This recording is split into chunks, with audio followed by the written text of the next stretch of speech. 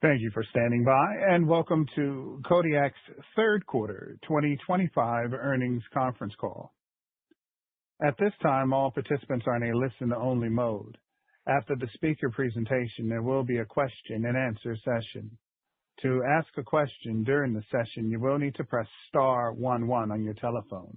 To remove yourself from the queue, you may press star 11 again.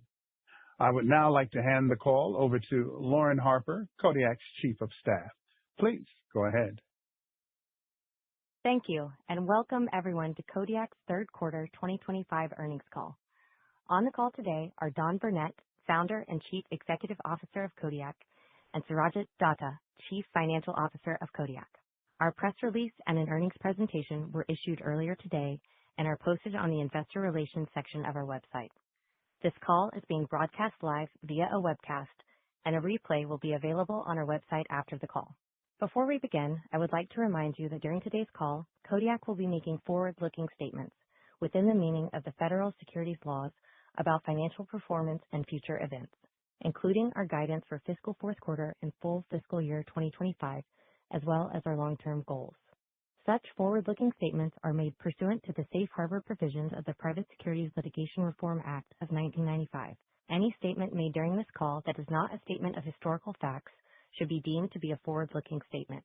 All forward-looking statements, including statements regarding our guidance for fiscal fourth quarter and full fiscal year 2025, our estimated total addressable markets, our operational and product roadmap, our relationships with partners and suppliers, our ability to produce and deploy the Kodiak Driver at scale, including the timing of launching driverless trucks for long-haul highway operations, our expansion plans and opportunities, and our expectations regarding future business and financial performance, including future cash flows and our path to profitability, are based upon management's current estimates and various assumptions.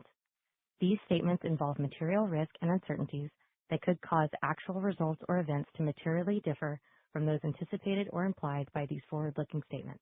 Accordingly, you should not place undue reliance on these statements. For a list and description of the risk and uncertainties associated with our business, please see our filings with the Securities and Exchange Commission.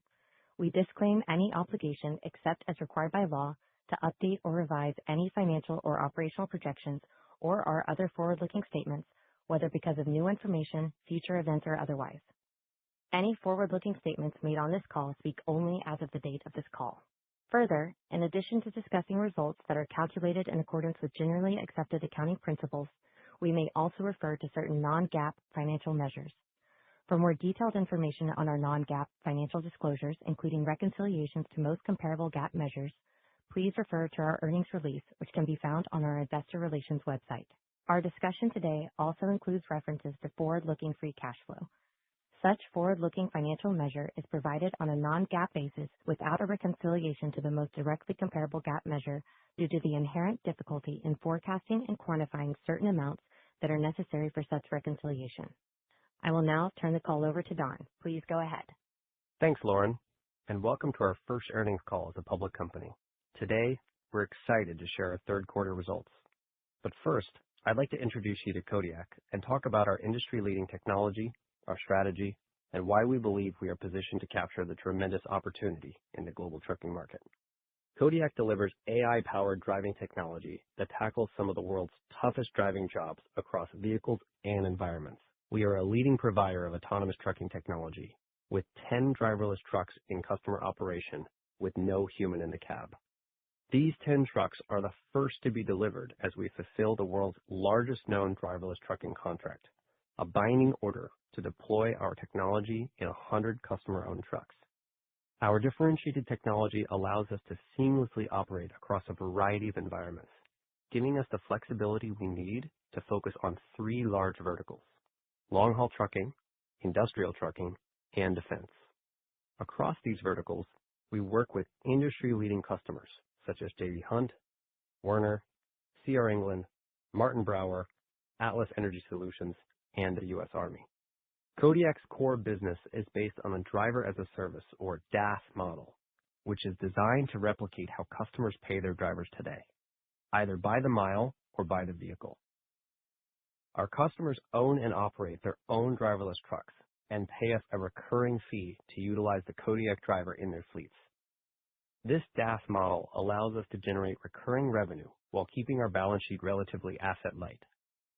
We initially launched this model with Atlas Energy Solutions, a leading logistics provider in the Permian Basin that is actively working to automate its supply chain. We intend to grow DaaS revenue both as Atlas grows its fleet of Kodiak-powered trucks and as we expand driverless operations with new customers. I believe it is paramount to execute across 3 strategic pillars to launch a driverless business: technology, safety case, and product. While technology is the most visible, each of these pillars is critical to successfully launching and scaling autonomous trucks. Let me address each of these, starting with technology. The Kodiak Driver, our autonomous system, combines advanced AI-powered software with modular, vehicle-agnostic hardware. We designed the Kodiak Driver to operate in challenging driving environments while integrating seamlessly into our customers' fleets. This single integrated software platform is designed for deployment across 3 verticals: long-haul trucking, industrial trucking, and defense. It operates day and night in a wide range of weather conditions, including rain and severe dust storms, and in some of the most complex scenarios in trucking. Our core technology allows the Kodiak Driver to operate without high-definition maps commonly used in the AV industry. We believe this approach makes the Kodiak Driver more adaptable to real-time changes on the road than traditional AVs that heavily rely on pre-mapped terrain. It also makes the Kodiak Driver better able to navigate unstructured off-road environments, uniquely enabling us to pursue opportunities in the industrial and defense verticals that would otherwise be challenging if we required high-definition maps. We integrate our software into our modular autonomy hardware kit that is adaptable to a wide range of vehicle types. We've already integrated the Kodiak hardware kit into Class 8 trucks, Ford F-150s, and even treaded military vehicles. Our hardware kit includes Kodiak's proprietary sensor pods, which are self-contained modules that contain third-party cameras, radars, and LiDARs, and are designed to be quick and easy to swap in the field with minimal training. Our modular approach allows us to quickly install the Kodiak Driver's hardware kit into our customers' trucks, reducing the cost of deployment. Years ago, we decided that upfitting was the right go-to-market strategy to address a significant industry-wide challenge, that today, none of the truck OEMs offer a driverless-ready platform. To implement this strategy, we partnered with Michigan-based Roush Industries, a leading automotive product development supplier. Roush is an industry leader in small to medium volume automotive manufacturing. Their deep experience building high-quality vehicles at scale brings efficiency and quality to our manufacturing that would be very difficult to match with in-house production. Now to our second pillar, safety. Safety is our core value at Kodiak. It is critical to building trust with customers, regulators, and the general public. The most important part of the process is building a safety case, which is a comprehensive, evidence-backed argument for why the Kodiak Driver is safe to deploy. Kodiak is one of only a handful of AV companies known to have completed a driverless safety case. Developing a safety case is a massive cross-functional effort, spanning software, systems engineering, hardware, functional safety, manufacturing, operations, and even legal and policy. To help track our progress on launching the Kodiak Driver on long-haul routes, today we are unveiling our Autonomous Readiness Measure, or ARM, which measures the percentage of claims and evidence in Kodiak's safety case for driverless operations that are materially complete. Having completed our industrial safety case, our industrial ARM is necessarily at 100%. Today, I am incredibly proud to report that our long-haul ARM currently stands at 78%, and we expect to make steady progress in the quarters ahead as we prepare for long-haul driverless operations in the second half of 2026. Lastly, I'd like to turn to our third pillar, the product. We take a unique customer-centric approach that has allowed us to implement our technology and build a valuable product our customers can utilize efficiently. The operational experience we have gained over 7 years and 10,000 loads has enabled us to understand our customers' needs and build our product accordingly. For example, we developed our quick swap sensor pods after hearing from our customers about the importance of our hardware fitting into existing maintenance processes. Additionally, our driverless deployment with Atlas in the Permian has helped us pressure test core product features, including launching, driving, landing, and maintaining driverless vehicles. We see this generating a flywheel effect, allowing us to leverage these features and our learnings across long-haul and defense deployments. As we have already discussed, the Kodiak driver operates on highways, local streets, dirt roads, and off-road environments. This generalization enables seamless operations and shared learnings across industries. I'd like to address our unique experience and opportunity in each of these verticals. Kodiak started its journey with long-haul trucking, and this continues to be our primary focus. Given the trucking industry's $4 trillion global TAM, we see tremendous opportunity in this vertical. Today, we get paid to deliver freight from our Dallas operations hub to Houston, Oklahoma City, and Atlanta using our own trucking fleet with a safety driver. Our highly respected customers include J.B. Hunt, Werner, C.R. England, and Martin Brower. We also see a robust pipeline of customers interested in piloting and eventually deploying the Kodiak driver in their fleets. We continue to make meaningful progress towards our goal of launching driverless operations in the long-haul vertical in the second half of next year, and expect to subsequently transition our long-haul customers to our DaaS business model. The industrial trucking vertical, where we deployed our first driverless trucks, includes oil and gas, mineral transportation, and logging transportation. The $68 billion global industrial market is an ideal use case for our technology. Operators in remote industrial locations face even greater difficulties recruiting and retaining drivers than long-haul carriers, meaning that autonomy can offer significant cost savings and operational efficiencies. As I mentioned previously, the Kodiak driver's technology is well designed to work in unstructured industrial environments, where we see many challenging scenarios that are less common in long-haul trucking. These include oncoming traffic, narrow, uneven roads, frequent pedestrians, and the occasional cow. We believe that this versatility sets the Kodiak driver's AV capabilities ahead of the competition's. In addition to being a significant revenue opportunity, our industrial trucking deployment in the Permian helps us mature the Kodiak driver across all three of our strategic pillars. The Permian is a literal and figurative sandbox for honing our technology, our safety case, and product, enabling a flywheel that is already accelerating our ability to implement our technology across verticals. The unstructured driving environment of the Permian produces more unusual edge cases compared to structured highway driving, progressing the technology through rapid learning and challenging the system. We've also gained significant product experience integrating into our customers' transportation management systems and developed processes for managing vehicle maintenance with operations personnel on the ground. We've been delivering loads with no human in the vehicle in some of the toughest weather conditions in trucking, including dust storms. This experience will enable us to provide greater value to our long-haul customers. Lastly, we're focused on adapting our virtual driver for defense purposes.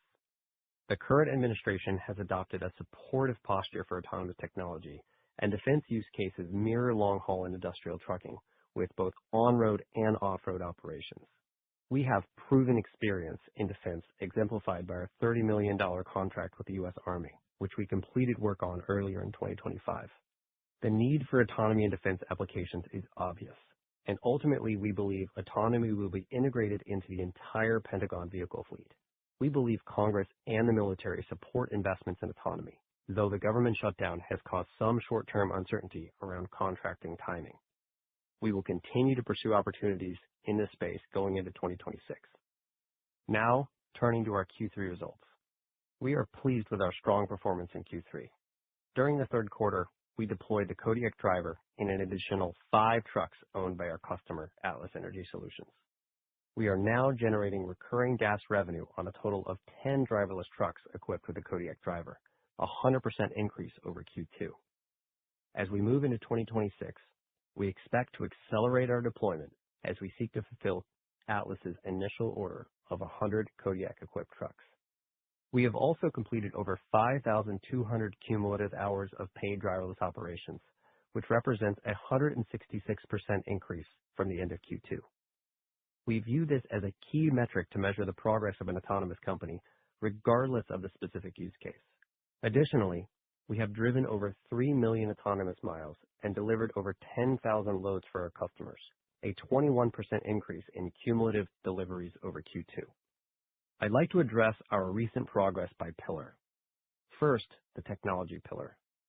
At the beginning of Q4, we issued a new software release that, among other improvements, includes new features that allow us to reduce the need for remote assistance by 53%. This reduction, in turn, improves our ability to scale our solution. Another feature included in this new software release is a new component of our perception system that leverages generative AI-based vision language models to identify and address novel, complex edge case scenarios that are rare in the real world. We believe combining our proprietary multimodal AI perception model, GigaFusionNet, with these new high-level reasoning capabilities sets a new standard for physical AI. Using this new technology, the Kodiak driver's AI can now identify scenarios like flooded roads and car fires, rare scenarios that can be a challenge for more traditional perception techniques. This new feature allows us to better handle the long tail of complex edge cases and gives us further confidence as we move down the path towards our long-haul driverless deployment. In Q3, we announced that we have integrated NXP's ISO 26262 compliant processors and interfaces into the architecture that powers the Kodiak driver. The addition of NXP's automotive solutions have improved the Kodiak driver's reliability and robustness while helping us to improve vehicle uptime. Last week, we announced an expanded partnership with global Tier 1 automotive supplier ZF. Through this expanded partnership, we purchased steering systems with redundant components for 100 Kodiak-equipped trucks. These redundant steering components are critical to ensuring our ability to safely scale the Kodiak driver. On the safety side, we were proud to announce the results of an evaluation by Nauto, a leader in AI-powered fleet safety technology. Kodiak received the highest Vera safety score among over 1,000 fleets in Nauto's network. In fact, the Kodiak driver received a perfect score of 100 in 3 out of 4 Nauto Vera score categories, and in 95 in the 4th. We believe independent safety evaluations like Nauto's help to validate what we already know. The Kodiak driver is already among the safest drivers on American highways. Lastly, I'd like to address the product pillar. As we've discussed earlier, we continue to execute on the upfitting strategy we first articulated years ago. In Q3, Roush launched a dedicated manufacturing line to upfit trucks with Kodiak's hardware kit. With the Roush-built trucks already rolling off the line, we believe we have further solidified a leading position in building driverless trucks at scale. We also continue to strengthen our OEM relationships over the course of the quarter, and will continue to prioritize building those relationships. Additionally, we added the ability to haul 2 trailers at the same time. Pulling doubles, as it's called in trucking, is difficult for even highly skilled human drivers. In addition to extra length, the second trailer complicates every turn. This makes maneuvering extremely difficult. Pulling doubles is even more difficult in the Permian, which features rugged landscapes with narrow, windy roads, and we achieved this significant technical milestone ahead of schedule. We also saw significant regulatory progress in Q3 and the early days of Q4. I'd like to highlight one item in particular. In early October, the U.S. Department of Transportation issued a waiver that allows AV truck operators to use flashing warning beacons as a replacement for reflective warning triangles. We integrated these warning beacons into our very first driverless-ready truck back in 2024. We are thankful for the administration's support, and we want to thank them for their leadership on this issue. Finally, over the past few months, we made tremendous progress as we prepared Kodiak to operate as a public company. We are incredibly excited for this next chapter and look forward to sharing more updates on our next earnings call. I am proud of what we have accomplished thus far and believe we are well positioned for growth. In summary, Q3 showed Kodiak executing across our 3 pillars: technology, safety, and product, positioning us to deliver meaningful growth and durable value for customers, partners, and shareholders. We are converting our progress into real commercial traction, including delivering additional Kodiak driver-powered trucks under the world's largest known driverless truck deployment. We head into 2026 with strong momentum across the long-haul, industrial, and defense verticals, and are continuing to move toward the launch of driverless long-haul operations while scaling our industrial business. We believe these wins will allow us to grow as we remain capital efficient, providing a path to profitability and positive free cash flow in the future. I'll conclude my remarks by extending a huge thanks to all of our Kodiakers. The progress we have made is a reflection of your hard work, and I look forward to accomplishing even more with you in the future. Surajit, over to you. Thank you, Don, and good afternoon, everyone. I am pleased to share Kodiak's financial results for the third quarter of 2025, our first as a public company. This quarter marks an important milestone for Kodiak as we continue to successfully execute on our mission to accelerate adoption and commercialization of autonomous technology in a safe and reliable way. From a financial perspective, we are committed to delivering consistent value and building on the strong foundation already in place. We see potential for significant long-term growth, scale, and operating leverage. We delivered strong performance, demonstrating our ability to scale and grow the business. We also continue to focus on deploying capital efficiently, most notably by partnering with leaders in the AV and trucking ecosystems. This allows us to focus on our core competency of developing advanced AI-powered autonomy software. Revenue for the third quarter was $0.8 million. This represents a 53% growth over the prior quarter, primarily driven by increase in driver-as-a-service revenue generated by our 100% quarter-over-quarter growth in customer-owned and operated driverless trucks. Let me take a moment to further explain our DaaS revenue model. Under this model, we charge our customers a single composite license fee to use the Kodiak Driver AV hardware and AI-powered autonomy software. We charge this fee on either a per vehicle or a per mile basis. This flexible pricing model is designed to align with our customers' diverse operational models. The DaaS model allows us to build predictable, recurring revenue under multi-year contracts. We have already implemented the DaaS model with Atlas. In our long-haul operations, our customers currently pay us to deliver freight on Kodiak-owned autonomous trucks. We plan to transition our long-haul customers to the DaaS model once we commence our long-haul driverless operations. By integrating the Kodiak Driver into customer-owned fleets, we expect to continue to build an asset-light business that scales with our customers' growth while limiting our CapEx outlay. Now, turning back to the financials, GAAP operating loss for the third quarter was $30 million. Non-GAAP operating loss for the quarter, which excludes stock-based compensation, totaled $24.7 million, primarily due to continued investment in R&D and operational support for our industrial deployment. For a reconciliation of non-GAAP metrics to GAAP, please see our earnings release, which we filed prior to the call. We also incurred capital expenditures of $6.6 million, primarily to purchase AV components that we deploy on our customers' trucks. Free cash flow for the quarter was negative $40 million. This included high single-digit millions of one-time payments and public company-related costs. We ended the quarter with $146.2 million in cash and cash equivalents, including the proceeds raised as part of the de-SPAC transaction net of fees and expenses.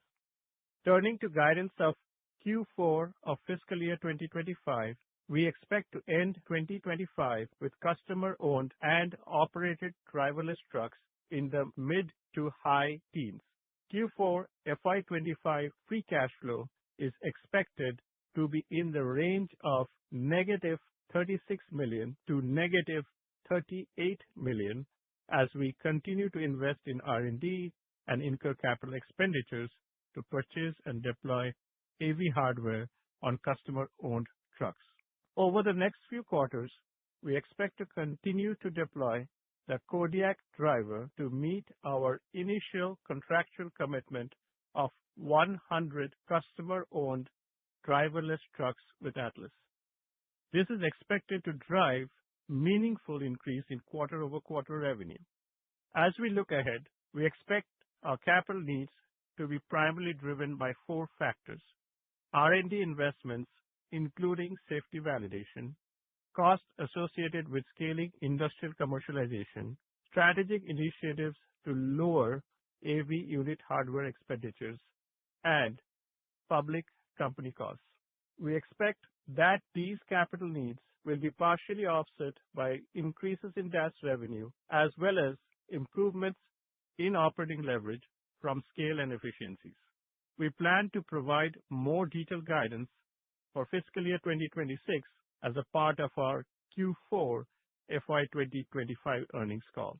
We'll opportunistically seek additional financing options to strengthen our liquidity and support the next phase of growth, particularly as we build out our customer pipeline and launch driverless commercial long-haul operations in the second half of fiscal 2026. Our financial priorities remain consistent with our strategic goals that Don had laid out earlier. We want to, first, grow driver-as-a-service revenue with existing and new industrial and long-haul customers to build a durable, recurring, high-margin business model over time. Second, invest prudently in technology, safety cases, and commercial readiness to launch long-haul driverless operations in the second half of fiscal 2026. Third, implement scale and cost efficiencies into our capital-light model to achieve profitability and positive free cash flow over time. Lastly, maintain a strong balance sheet and enhance liquidity through disciplined capital planning and opportunistic financing. In summary, Kodiak is entering its next chapter with a strong foundation. Our momentum, technology leadership, and competitive position remain strong, and we are delivering high growth with focus on improving operating leverage. We are executing with fiscal discipline and transparency as we build long-term value for our customers, partners, employees, and shareholders. I want to thank you all for attending our first earnings call and for starting this journey as a public company with us. Operator, can you please open the line for questions? Thank you. Thank you, sir. Ladies and gentlemen, as a reminder, to ask a question, you will need to press star 11 on your telephone. To remove yourself from the queue, you may press star 11 again.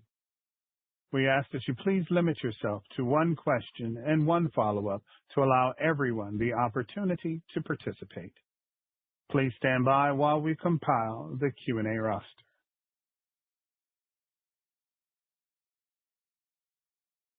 Our first question comes from the line of Michael Ward of Citigroup. Please go ahead, Michael. Thanks very much. Good afternoon, everybody. Don, I wonder if you could talk a bit more about the ZF partnership. That seems intriguing. How exactly is that going to work? Is it a supply relationship, development relationship? How is that going to work? Thanks, Mike. The ZF relationship is primarily a supplier relationship. ZF, as you know, is one of the leading suppliers of steering columns and automotive components in general to the commercial trucking market. We have a long-standing relationship with them and use their components in our driverless trucks today. And this announcement further solidifies the partnership between Kodiak and ZF as we intend to scale our solution going into 2026. Well, it's a great get. It's a great company. Sarojit, as you look at the fourth quarter, it seems like your annualized run rate at year-end is going to be somewhere in that $5 million range just from the Atlas relationship. Is that about right? We expect meaningful growth in revenue. So Q4, as we've guided, we will be into... As you exit. Yeah, as you exit. Is that what we're talking about? In that $5 million range for the annualized run rate? Yeah, I think that could be close to that number. Yeah. Okay. And then from what I can tell, your cash burn was about $35 million. You had some unusuals there in 3Q. So about $35 million a quarter. That's about right? In Q3, we had some high single-digit millions of one-time costs and public company-related costs. So we have guided for Q4 for free cash flow to be negative $36 to negative $38 million. Perfect. Okay. And just one last one, if I could, is I think you're on track to get to that 100 unit agreement with Atlas by the end of 26. That's your current target? Yep, that's our target. Perfect. Thank you very much, guys. Thank you. Thank you. Our next question comes from the line of Andres Shepherd of Cantor Fitzgerald. Please go ahead, Andres. Hey, good afternoon, everyone. Thank you so much for taking our questions, and congrats on all the great progress, and congrats on the first public quarter. Certainly, incredible achievement. Don, I wanted to maybe touch on the long-haul operations that you're targeting to launch in second half of next year. Can you maybe help us understand, what is needed between now and then, between that, I guess, 78% and 100%? Anything that you can point that we should be focusing on, and how confident are you in that target? Thank you. Thanks, Andres. Yeah, we're excited to finally come out with some tracking metrics around our progress toward long haul. We've been talking about this for the last several quarters, and we wanted to be able to provide the market with some visibility and transparency into our development process. The ARM is effectively a measure of the material completeness of our safety case, and as you know, we don't launch a driverless product until our safety case is complete. Most of the work from here forward involves a lot of validation and testing of the system. That includes simulation, that includes structured testing, and other forms of testing validation as we build up to that launch. And so, we'll be providing more detail along the way. For now, this is our first data point as we progress, but you should expect to see, quarter over quarter improvement as we move toward our expected driverless launch in the second half of 2026. And we, feel reasonably confident that is an accurate timeline. Wonderful. That's super helpful. I appreciate all that color. And maybe as our one follow-up, a question on liquidity. So, with roughly, $150 million in cash and equivalents now, how are you thinking about kind of capital needs going forward? I realize you're not guiding cash burn going forward, but how should we think about that liquidity and any potential additional capital needs? Thank you. Thanks for the question, Surajit here. I'll jump in here. If you see as a part of the de-SPAC transaction, which you just concluded, we had the largest capital raise in the history of the company, demonstrating our ability to raise across the capital structure and across several investors. And we feel excited about our momentum and the tremendous progress we are making in deploying our technology and scaling the business. So as we scale this business over both industrial and long haul, we should be able to also drive significant operating leverage and reduce our BOM costs. So we feel confident that as we execute on this strategy, we will be opportunistically seeking additional financings to strengthen our liquidity over the next 12 months, support the next phase of growth, and execute against our roadmap. So we feel confident we're raising that additional capital for the next few quarters. Wonderful. That's helpful. Thank you so much. Congrats again. I'll pass it on. Thank you. Thanks, Andres. Thank you. Our next question comes from the line of James McIlree of Chardan Capital Markets. Please go ahead, James. Thank you, and good afternoon. When you think about the second half entry into the long haul market relative to the ARM measure, do you need to be at 100% for some period of time before you can enter the market, or can you enter the market with a sub 100% again, you have to have it at some period of time? I'm just curious how you're using ARM as a gating factor to the long haul entry. Thanks, Jim, for the question. There's no specified period of time. It's more of a minimum requirement. So yes, we would need to get to 100% on the readiness measure in order to feel comfortable that we have closed out the safety case for launching our driverless product.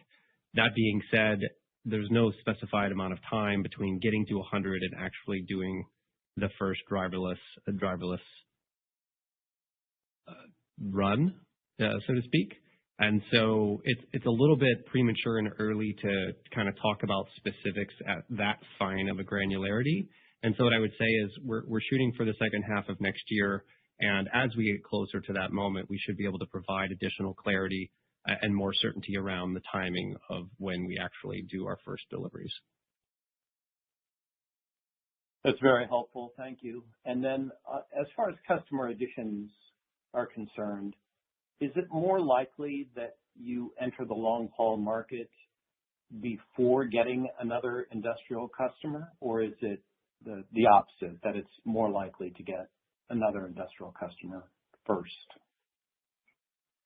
Well, we're dual tracking that. We're continuing to push to build our industrial business. As we talked about in our remarks earlier, we feel really good about growing that vertical. We have a great customer in Atlas, and this is really a crawl, walk, run approach to deploying autonomy. This is a safety critical technology. We want to make sure that it's right sized for our customers as our customers are learning with us. There's a lot in the product pillar that goes into actually efficiently deploying this product. And you can't just dump hundreds or thousands of vehicles on a customer overnight and expect them to be able to efficiently operate those vehicles to provide a useful benefit.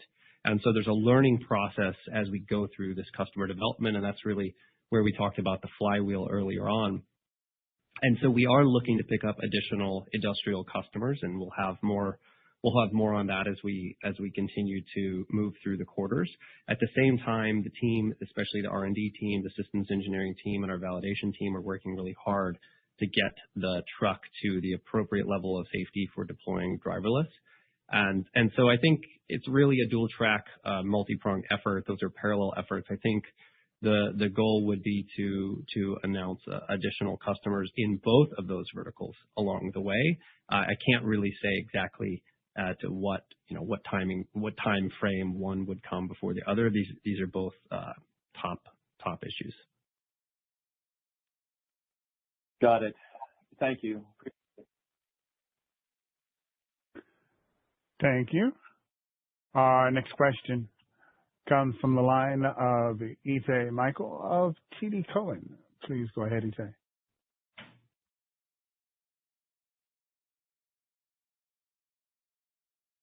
Itay, please make sure your line isn't muted. And if you're on a speakerphone, lift your handset.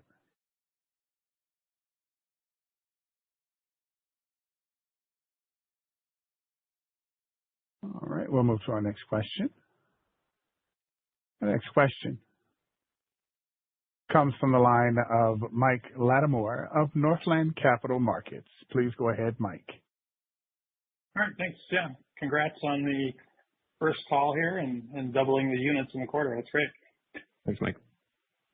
I think it's pronounced Naudo score was very positive. Can you leverage that? Are you leveraging that for marketing purposes, go after new prospects, and can that be helpful even in keeping insurance costs down? Well, when you talk about new technology, especially within the safety, a safety critical realm like automotive driving, credibility and trust needs to be built over time. And we feel that the Naudo results really speaks to the safety of our system, especially as it compares to human driving. And that's one of those big question marks that people have had for many years, even over decades, is how do these vehicles drive relative to existing humans, not just from a crash or accident percentage perspective, but what is the behavior by which they drive? And the exciting thing for us is I think this really demonstrates that not only are these vehicles not getting into accidents, which is kind of like your high-level metric, but they're also driving in a responsible, defensive, and safe way. And that leads to better safety overall on our roadways. It also improves traffic and congestion. And so that's something that we think is really important as we deploy this technology more broadly and start to scale it. We want to be good citizens, not only to our customers, but also to the general motoring public. And this result simply speaks to the trustworthiness of the system for folks that don't have direct visibility into the system. Now, how does that help Kodiak? Of course, from a marketing perspective, but it helps from a regulatory perspective. When we talk to regulators, they can get a sense for, hey, I have never seen this in action, and it's far away from where I drive day to day, but I can see that this score comprised over 1,000 fleets. Actually, they are the safest on the road. Same with our customers, right? We can take this data to our customers, so show them not just 1 or 2 or 3 trucks, but we can say over the course of our entire operations of our fleet, we're actually behaving as safely and safer than human drivers on the road. And I think that really speaks to the credibility and trustworthiness of the system as a whole. Yeah, oh, great. Obviously, a lot of focus on industrial and long haul. In the government vertical, a ton of focus just across the board on autonomous systems, whether it's in air, on sea, on the ground. Can you give a little more context or color around, opportunities you might see in the government vertical? Yeah, it's been tricky as of late with the government shutdown, as we mentioned in our remarks. We still remain convicted that the defense vertical is a large opportunity for autonomy.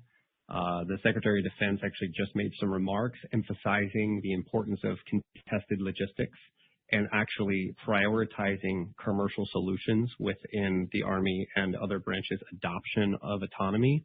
We think this is the right approach, and we think that Kodiak has, we believe, the most mature, commercially viable autonomy solution that can be applied to defense applications. And of course, as you've seen, we've demonstrated that several times over across multiple vehicles in multiple different environments with our Ford F-150s and the versatility they bring, but also the Textron Systems Ripsaw platform, which is a fully treaded vehicle.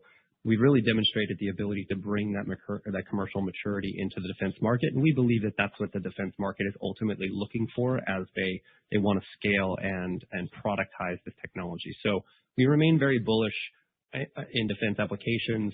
It's an interesting world in the government space right now, but we think 2026 is going to be an exciting year. So I would say stay tuned for more. Yeah. Okay. Thanks very much. Best of luck. Thanks, Mike. Thank you. Our next question comes from the line of Ravi Shankar of Morgan Stanley. Please go ahead, Ravi.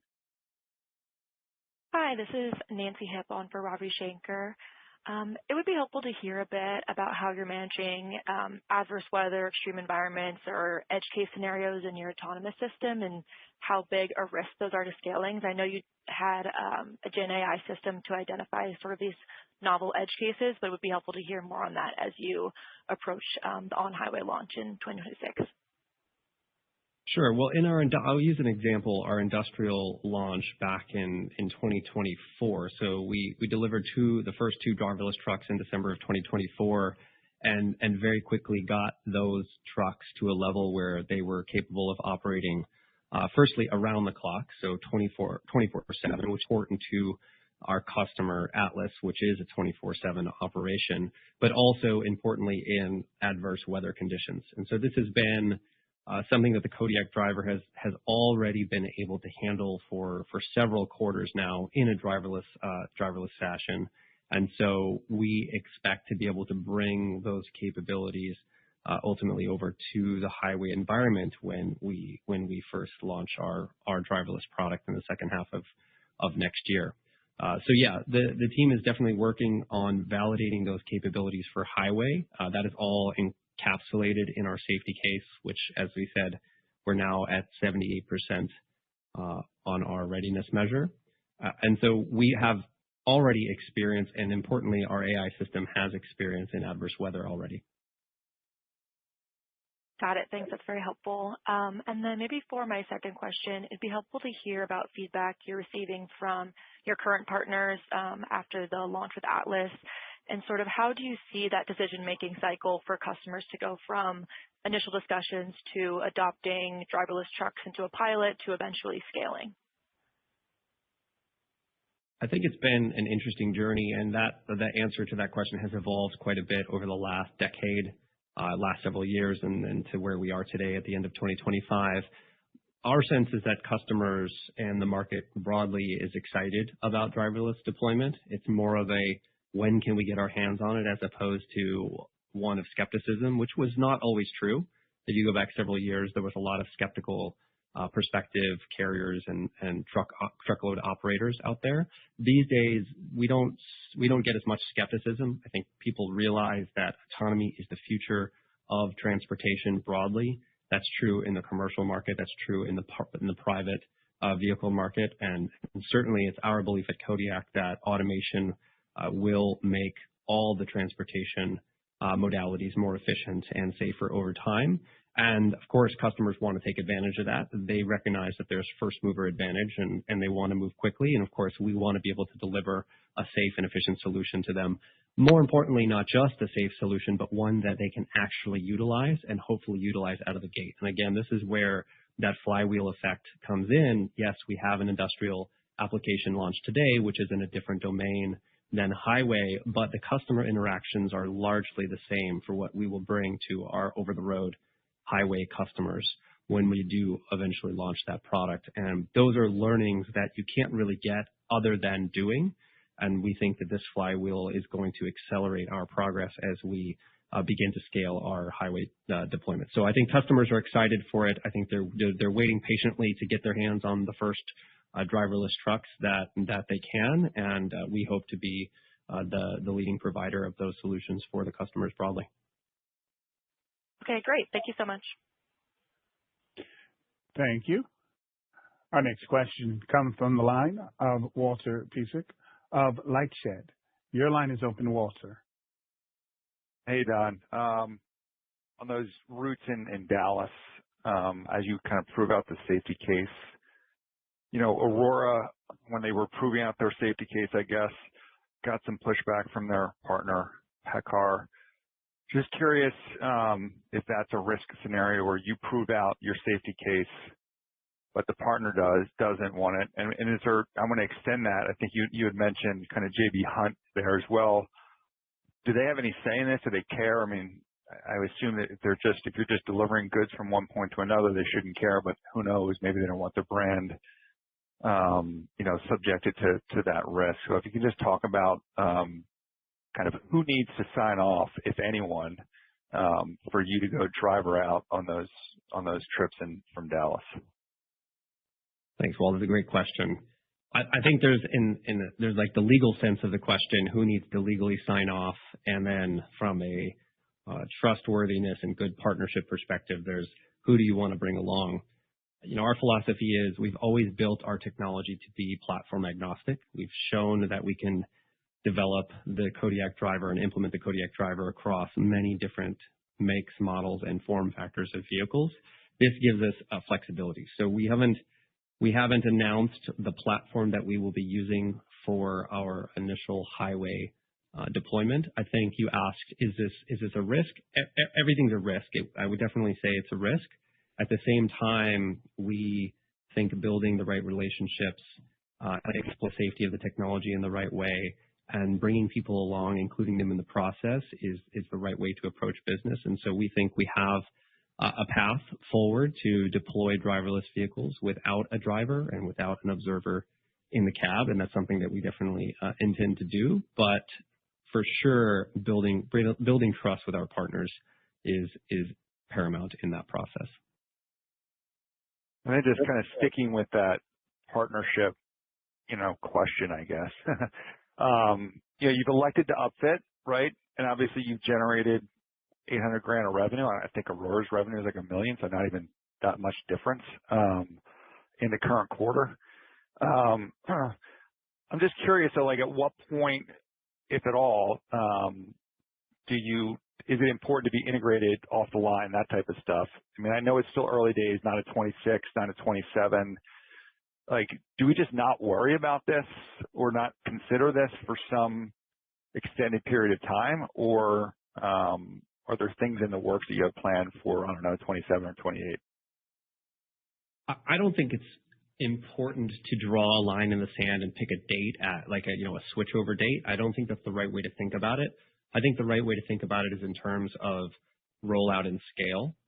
In a lot of my conversations, there's this sense that, thousands or even tens of thousands of autonomous trucks are going to fall from the sky and end up on our roadways. We're going to wake up one Monday morning and tens of thousands of autonomous vehicles are going to be out on the road.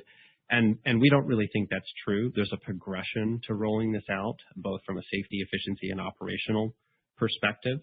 And our current approach, we believe, scales into many, many thousands of trucks, which should be sufficient for the foreseeable future, short to medium term. And then that also depends on the development cycles for partners, OEMs, and other providers within the autonomy space. And we don't control those timelines. And something that I've said for a very long time is that I don't want to be beholden to timelines of other companies. I want to be able to take charge and control our own destiny. I think that's something that Kodiak has really done well and we've executed on.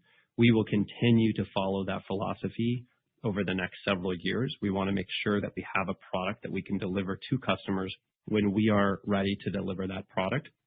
And ultimately, when the ecosystem matures and when suppliers are ready, I think you're going to see access to broader scale, not just for Kodiak, but for the industry at large. And so I don't really think of it as black or white or a line in the sand or a date on the calendar. It will come. It is a gradual progression. We are working hand in hand with suppliers, both on the tier one side and the OEM side.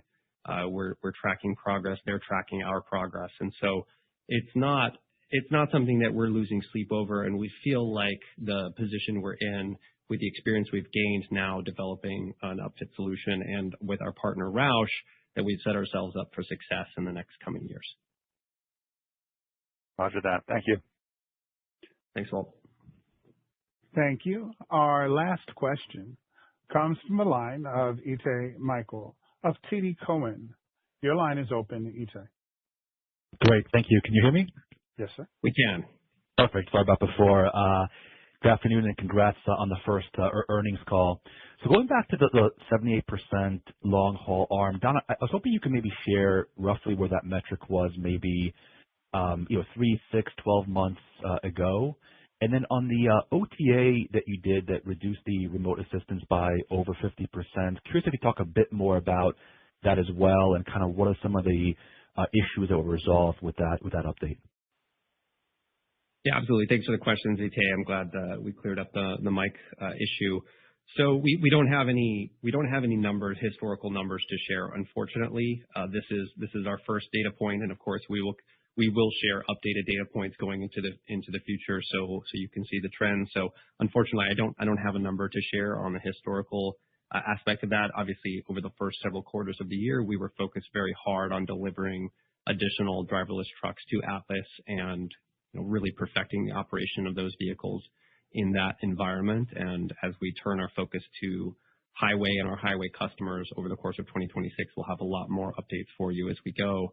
In terms of the improvement, this is incredibly exciting because efficiency is ultimately what will drive margins. And while all autonomous vehicles today require a type of remote support in certain circumstances, remote assistance in certain circumstances, it is our job as R&D developers to drive down the moments that any kind of assistance is required. So there's no specific instances I can point to or specific cases, but you can imagine that these trucks are very conservative and they often will come to a stop if they see something they're not sure about.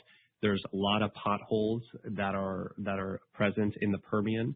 And often our truck will stop and ask human assistance for confirmation that they can continue, or should they drive around it, or is it safe? And ultimately, we want that conservative behavior in our trucks. But as we improve the technology, as our AI improves, as our foundation model work improves, the scene understanding, we gave several examples of these in our deck, our scene understanding improves dramatically. The trucks can start to handle those cases on their own, and they need to call for human support less and less. And so we've actually reduced that, as we said, over 50% in the last quarter, and that's a huge, huge win and a sign that the technology is accelerating very, very quickly, and we expect that type of acceleration to continue. That's great and good to see the progress there. Maybe just a quick follow-up on the financials. Of the roughly $6.5 million of CapEx in the quarter, can you share roughly how much of that is for purchase for soon-to-be delivered trucks versus kind of in-period delivered trucks? Yeah, thanks, Ide. That's a great question. Most of the CapEx is for future deployment, as we need some lead time to purchase the AV hardware components and then get it assembled. So most of that relates to the future deployment, and as ramp, what I would call it like success-based. So as we plan out the deployment for each quarter, we tend to make those purchases, but it's not exactly linear as well. Sometimes we may make some bulk purchases if the pricing is attractive or if there are potential tariff situations. So we look at that as well. Terrific. That's very helpful. Thank you. Thanks, Ide. Thank you. And ladies and gentlemen, this concludes Kodiak's third quarter 2025 earnings conference call. Thank you for participating. You may now disconnect.